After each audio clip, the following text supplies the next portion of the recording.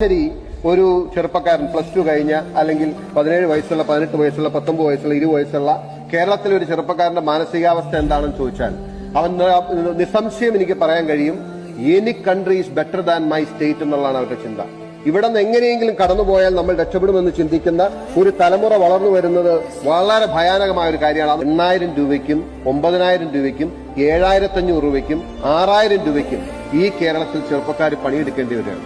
അവർക്ക് പ്രതീക്ഷയില്ല സാർ, അവര് ഈ നാട് വിട്ട് പോയില്ലെങ്കിൽ അത്ഭുതം. കാരണം നമുക്ക് അവരാഗ്രഹിക്കുന്ന പോലൊരു അന്തരീക്ഷം ഇവിടെ കൊടുക്കാൻ കഴിഞ്ഞില്ല എന്നുള്ളതാണ് ഇതിന്റെ ഒരു യാഥാർത്ഥ്യം. ഇന്നത്തെ കേരളത്തിലെ മാതാപിതാക്കളുടെ അവസ്ഥ ഓർക്കുമ്പോഴാണ് സാർ എനിക്ക് ഏറ്റവും സങ്കടം.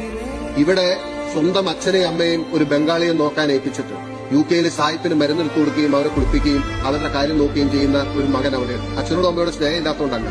So some reasons, socio-economic, political reasons ആണ് ആ കുട്ടി ഇവിടെ നിന്ന് പോകാനും അച്ഛനും അമ്മയും വാർദ്ധക്യത്തിന് ഈ ബംഗാളിയെ ഡിപ്പെൻഡ് ചെയ്ത് ജീവിക്കേണ്ടത്. ഇതാണ് കേരളത്തിന്റെ ശരാശരി സാഹചര്യം. ഏറ്റവും കൂടുതൽ IT വിദ്യാഭ്യാസം നേടിയ ചെറുപ്പക്കാരുള്ള നാട് അത് കേരളത്തിലേക്ക് വരുമായിരുന്നത് ഈ കേരളത്തിന്റെ അതിർത്തിയായ കാസർഗോഡും കന്യാകുമാരിയിലും തടുത്തു നിർത്തിയത് ഒരു പ്രത്യയശാസ്ത്ര പിടിവാശിയായിരുന്നു. പ്രത്യയശാസ്ത്ര പിടിവാശി